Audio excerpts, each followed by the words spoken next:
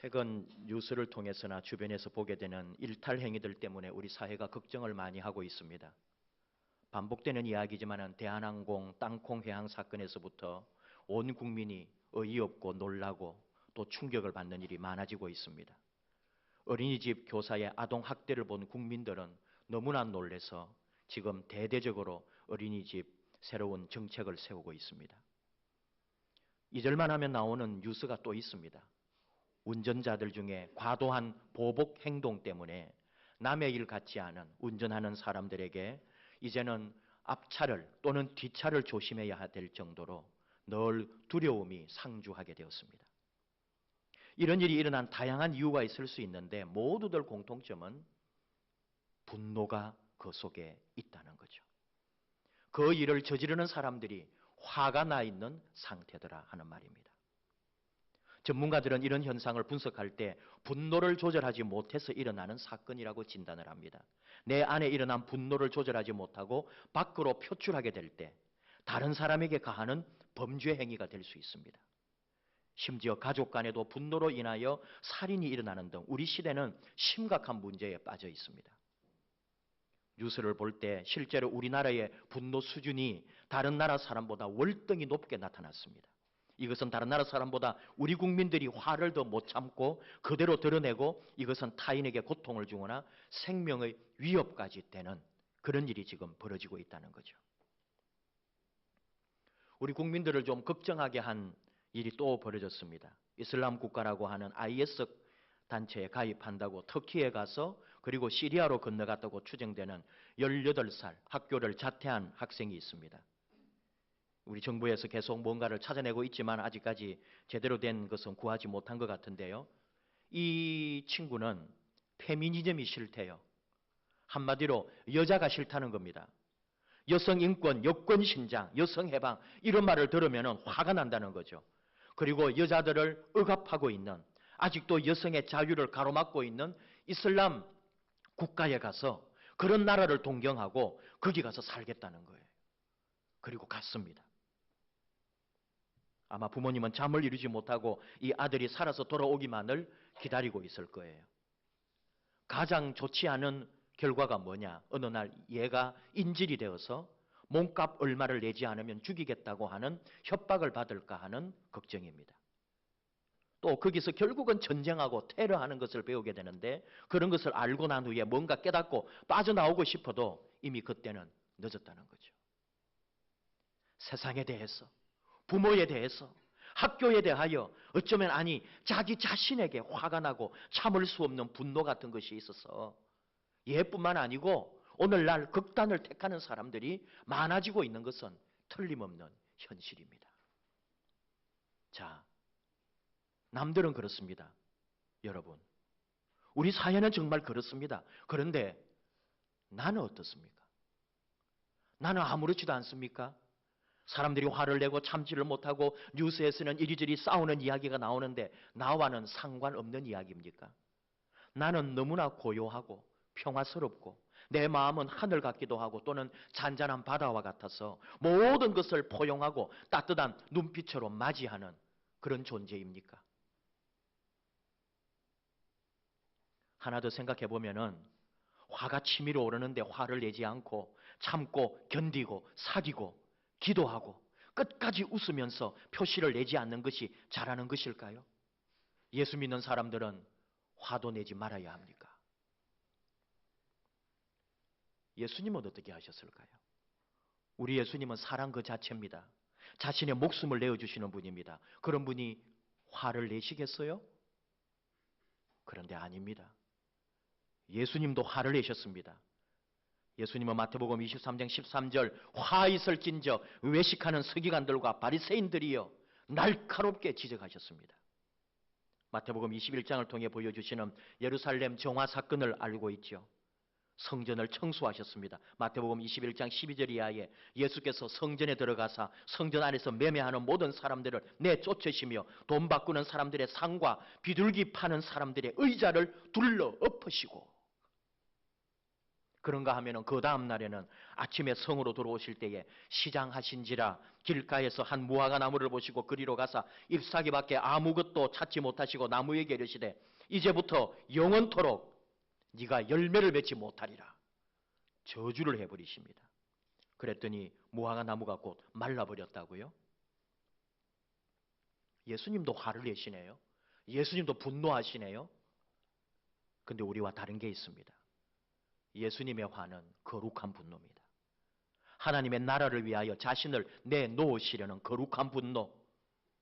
우리가 정말 화를 내어야 될 때가 언젠지, 우리가 분노해야 될 때가 어느 영역인지를 예수님은 우리에게 가르쳐주고 계신 거죠. 예수님은 우리가 침묵할 때도 분노하십니다. 누가복음 19장 40절, 만일 이 사람들이 침묵하면 저 돌들이 일어나 소리 지를 것이다. 세상의 부조리에 대하여, 악한 권력에 대하여, 우리의 죄와 교회의 타락에 대하여 우리가 침묵하고 동조할 때 예수님은 분노하십니다. 우리는 예수님의 분노를 배워야 합니다. 우리가 그리고 그분의 분노를 따라서 우리도 어디에서 분노해야 할지를, 우리가 어디에서 화를 내어야 할지를, 우리가 그분을 따라야 할지를 분명히 알아야 한다는 거죠. 오늘 또 우리가 알아야 할 것이 있습니다. 살면서 화를 내지 않을 수 있나요? 언제나 웃으면서 부드럽게 말할 수 있나요? 살아가면서 화를 낼 때가 있습니다. 오늘 하나님께서 우리에게 주신 말씀에서는 우리가 절대로 화를 내지 말라고, 예수 믿는 사람은 화내는 게 아니라고 그렇게 가르치지 않습니다. 오늘 주신 말씀 에베소서 4장 26, 27절, 분을 내어도 죄를 짓지 말며 해가 지도록 분을 품지 말고 마귀에게 틈을 주지 말라. 분을 내어도 라고 말합니다. 화입니다. 분노입니다. 화를 낼 수 있습니다. 그런데 죄를 짓지 말라는 겁니다. 화를 내는 것은, 여기서 말하는 화는, 여기서 말하는 분내는 것은 예수님의 거룩한 분노와는 다릅니다. 우리가 일상에서 화를 내고 일상에서 다투고 일상에서 분을 품는 그런 행위를 말합니다. 그런데 죄를 짓지는 말라는 겁니다. 사람이기에 화를 낼 수 있다는 거죠. 내가 옳다고 화를 낼 수도 있고요. 아니면 실수로 화를 낼 수도 있습니다. 그런데 죄를 짓는 데까지는 나아가서는 안 된다 하는 것이 오늘 말씀이죠. 군대 이야기하는 거 좀 싫어하지만은, 재미있지는 않지만 여러분, 이 군대에서 당하는 일들이 상처가 되고 오랫동안 원한이 되는 경우가 있는 걸 보게 되죠. 대개 22, 23살에 군에서 2, 3년 같이 그 안에서 경험하는데 수십 년이 지나도 사라지지 않는 그런 경험이 있는 거예요. 좋았던 경험보다는 언제나 괴롭고 아팠고 상처가 된 일들이 잊히지를 않습니다. 경상도, 전라도, 지역 감정 같은 것도 언제 어디서 만들어졌는지 군에서는 참 사라지지 않는 바이러스와 같은 거잖아요. 어디 어느 부대나 밑에 후임들이 생각할 때 자기들을 참 힘들게 하는 선임이 있습니다. 이 부대에도 유난히 사이가 좋지 않은 두 사람이 있었어요. 사이가 좋지 않다고 하기보다는 선임이 일방적으로 후임을 괴롭히는 경우였습니다. 훈련소 마치고 자대 올 때부터 흔히 하는 말로 고참이 신병을 괴롭히기 시작한 거예요. 지역이 다르다는 이유로. 그래서 시작했는데 군생활 내내 온갖 괴롭힘이 시작된 거죠. 대체로 이런 선임은 누구에게도 인기는 없어요. 다 피하려고 합니다. 근데 여러분, 한 내무반을 쓰고 한 부대 안에서 어떻게 피할 수가 있어요? 언제나 괴롭힘을 당하고 그 사람 때문에 고통 가운데 있는 거죠. 그것뿐이 아닌 거죠. 그럴 때 내 안에는 말로 할 수 없는 분노가 싹트기 시작하는 거잖아요. 그래도 아무리 힘들고 아무리 어려워도 아무리 시간이 안 가는 것 같아도 흔히 우리 군에서 말합니다. 국방부 시계는 돌아간다.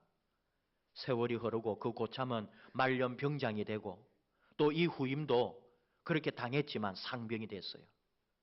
어느 날 이 상병 생일입니다.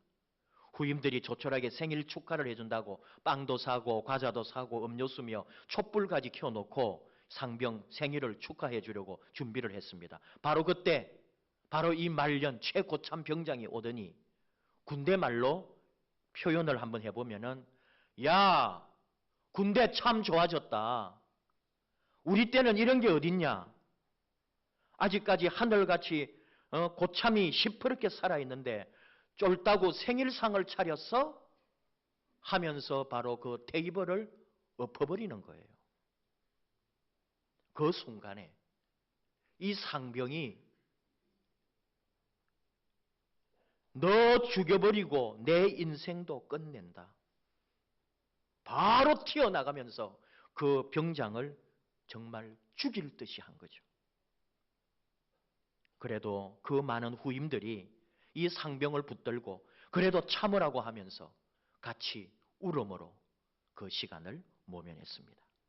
아마 그대로 이어졌으면 큰 싸움이 났거나 어쩌면 돌아올 수 없는 길을 가버릴지도 모릅니다. 그 순간 그 현장에 있던 모두가 함께 느꼈던 그 분노, 수십 명, 수백 명을 죽게 할 만큼 어쩌면 강력한 독약 같은 게 그 몸에서 분출되었는지도 모릅니다. 여러분도 들어보셨겠지만 화를 낼 때 사람 몸에는 자기 자신도 상하게 하고 주변 사람도 어쩌면 식물이나 조그마한 생물조차도 그 죽일 수 있는 그런 노르 아드레날린이 우리 몸에서 화를 낼 때 나온다고 하잖아요.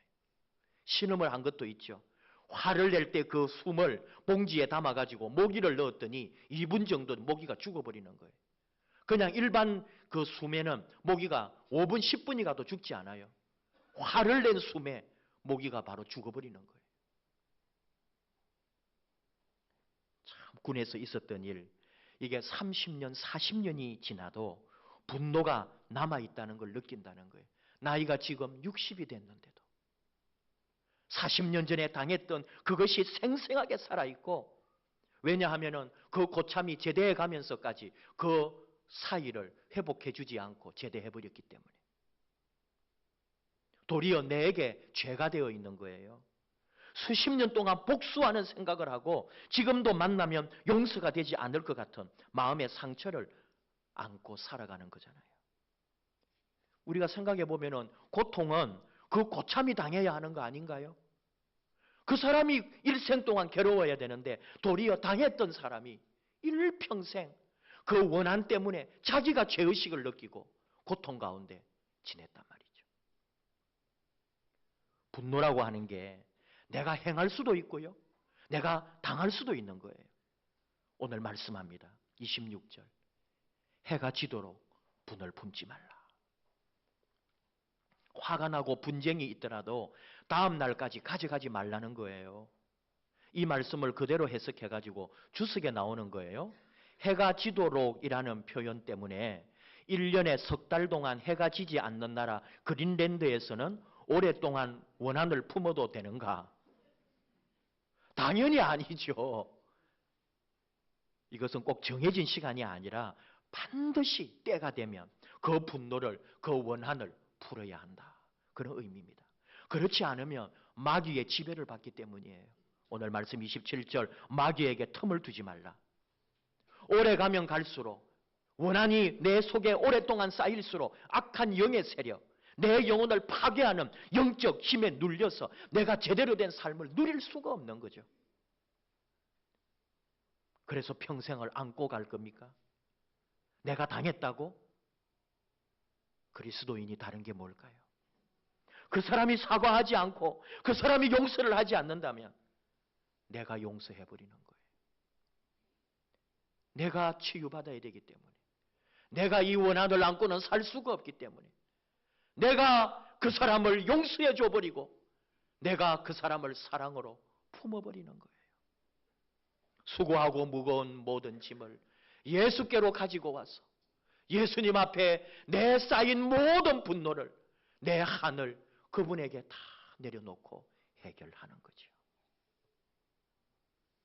여러분, 화나는 일이 있죠. 우리 일상용어로 바꾸어 볼까요? 여러분 잘 하는 표현인지 모릅니다. 나는 성질이 없는 줄 아나? 나도 성깔 있다? 근데 그게 자랑은 아니라는 거예요. 하나님께서는 사도 바울뿐만 아니라 야고보 사도를 통해서도 권면합니다. 야고보서 1장 19절 20절 내 사랑하는 형제들아 너희가 알지니 사람마다 듣기는 속히 하고 말하기는 더디하며 썩내기도 더디하라. 사람이 썩내는 것이 하나님의 의를 이루지 못함이라. 오늘 우리가 분명히 하는 것은 예수 믿는다고 화를 내지 말라는 게 아니에요. 우리도 성질 있어요. 우리도 성질 나면은 무섭습니다. 그런데 천천히, 더 느리게, 더 나중에, 마지막에 할 수 있는 대로 늦추어라. 이게 주님의 뜻입니다. 대체로 시어머니들이 그렇게 잘합니다. 며느리가 밉기는 한데 참을 수 있을 때까지 사실 참는 거예요. 이 며느리들이 잘 들어야 돼요. 어머니가 말하는 게 툭 튀어나온 말이 아니고 참고 일주일 참고 2주일 참고 도저히 안 돼서 하는 말이구나. 그걸 알아들어야 되는데요. 근데 그 한마디가 얼마나 무서운지 며느리 다리가 후들후들 떨리는 거죠. 근데 시어머니들이요. 될 수 있는 대로 그래도 말하지 말라는 거죠. 화는 내지 말라는 거죠. 무섭게 하지는 말라는 거죠. 왜요? 하나님의 의를, 하나님의 사랑을 이루지 못한다고요. 용서해 주세요. 며느리를. 고린도전서 13장 5절 하나님 말씀합니다. 사랑은 무례히 행하지 아니하며 자기의 유익을 구하지 아니하며 성내지 아니하며. 이게 그리스도인의 사랑이죠. 하나님께서 우리에게 주시는 교훈입니다. 오늘 말씀에 다시 에베소서 4장 25절로 갑니다. 거짓을 버리고 이웃과 더불어 참된 것을 말하라고요. 왜냐하면 우리는 서로 지체가 되기 때문에. 지체라는 말은 예수님의 몸에 붙어있는 우리 몸 각 기능을 말합니다. 너는 손, 나는 발. 우리 모두는 예수님의 손발이 되고 예수님 몸에 붙어있는 지체가 되어 있기에 하나란 말이죠. 누가 누구에게 성질을 부리고 누가 누구에게 분을 품고 누가 누구를 탓한단 말입니까? 29절 무릇 더러운 말은 너희 입 밖에도 내지 말고 오직 덕을 세우는 데 소용되는 대로 선한 말을 하여 듣는 자들에게 은혜를 끼치게 하라.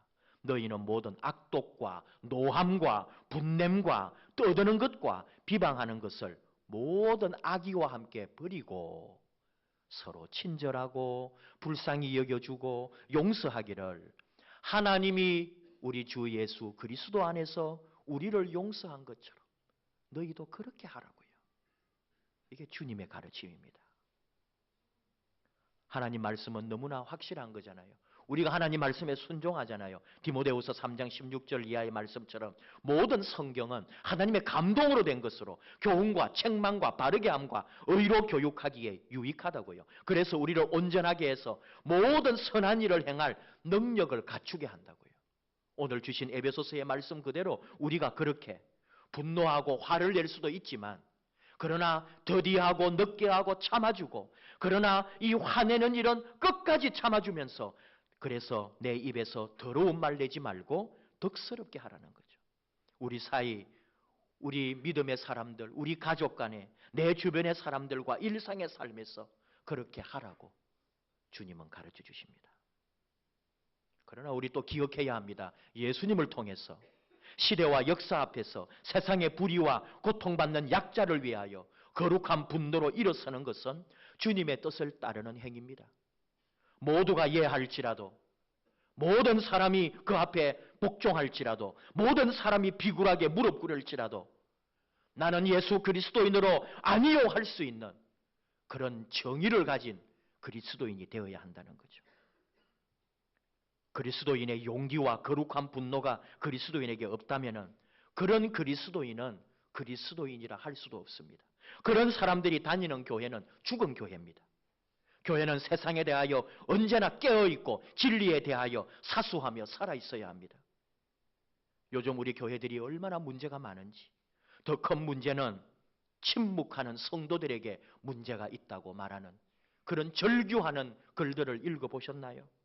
피를 토하는 심중으로 침묵하고 있는 수많은 그리스도인들이 도리어 악을 조성하고 잘못된 교회를 조장하고 있다고 잘못된 것에 대하여 아니요 하라고 분연히 일어나야 되는데도 시대와 역사 앞에서도 침묵하고 있는 오늘 우리 교회들이 부끄러운 줄을 알아야 합니다. 정말 화를 내고 정말 분노해야 될 것이 있는데도 침묵하고 도리어 이웃과 형제와 가정에서 분노하는 어리석고 잘못된 우리의 모습을 보라는 거죠.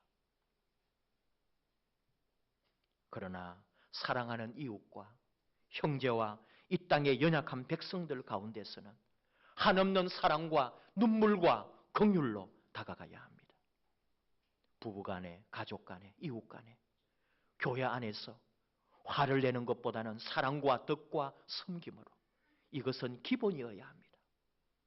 분노해야 할 일에는 이 세상의 불의 앞에서는 잘못된 지도자와 악한 정권 앞에서는 우리가 분노하며 거룩한 예수님의 정신을 가지고 있어야 하고 그러나 착한 이웃, 가난한 연약한 우리 이웃에게는 하나님의 사랑과 예수님의 사랑으로 다가가야 하는 거죠.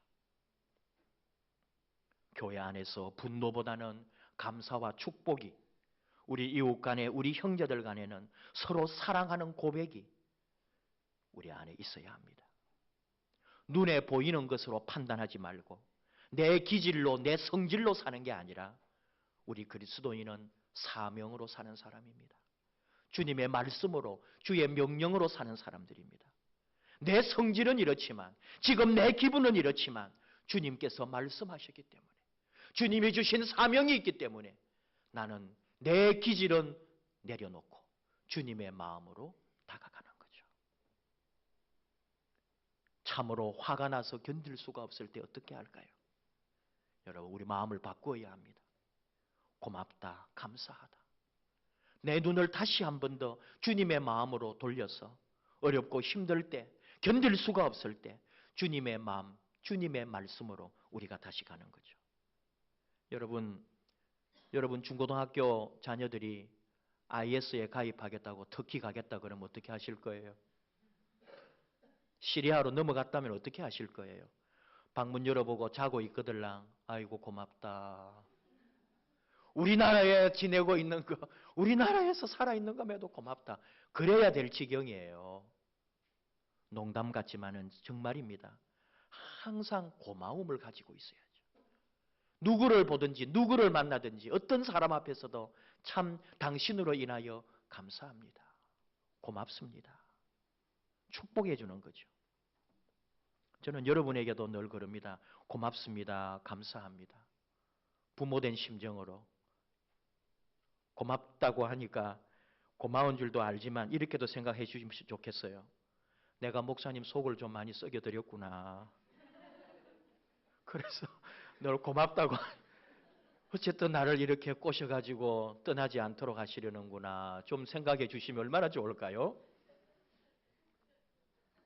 서로 사랑하고 서로 용서하고 서로 덕이 되고 오늘 주님은 우리에게 가르쳐 주십니다. 우리 그리스도인이 뭐예요? 세상의 불의 앞에서는 악한 권력 앞에서는 거룩한 분노로 일어날 줄 알고 그러나 연약하고 가난한 심령을 바라볼 때 한 영혼을 바라볼 때는 눈물로 사랑으로 다가가서 그 영혼을 보듬고 같이 아파하는 이게 참 주님의 마음이라는 것을 저는 우리가 그런 그리스도인 되기를 원합니다. 그런 이 대한민국 죽어가는 한국교회에서 우리 교회가 그런 교회가 되기를 원합니다. 저와 여러분이 그런 아름다운 마음을 또 내 안에는 거룩한 분노를 품고 있는 그런 멋진 그리스도인 되기를 원합니다.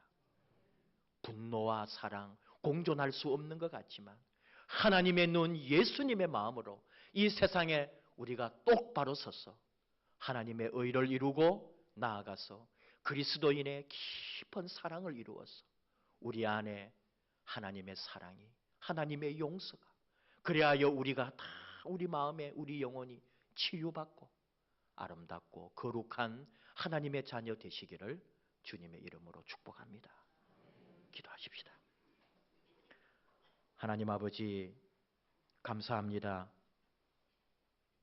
분을 내더라도 죄 짓지 말라고 하시는 주의 말씀을 듣습니다. 화낼 일도 많고 화나는 일도 너무 많습니다. 우리 자신에 대해서도 나 자신에 대해서도 얼마나 실망하고 분노할 때가 많은지요. 부족한 저희들을 아시는 하나님, 우리 안에 주님의 마음을 주시옵소서. 분노로 인하여 죄 짓지 않도록, 내 안에 원한을 품지 않도록 항상 주님의 그 십자가의 사랑이 우리를 먼저 녹여주시기를 원합니다. 나는 좀 당해도 내가 먼저 용서할 수 있도록, 나는 견딜 수가 없어도, 내 기질은 그럴 수가 없어도 주님 사명 때문에 주의 말씀을 붙들고 무릎 꿇는 저희들 되게 하여 주시옵소서.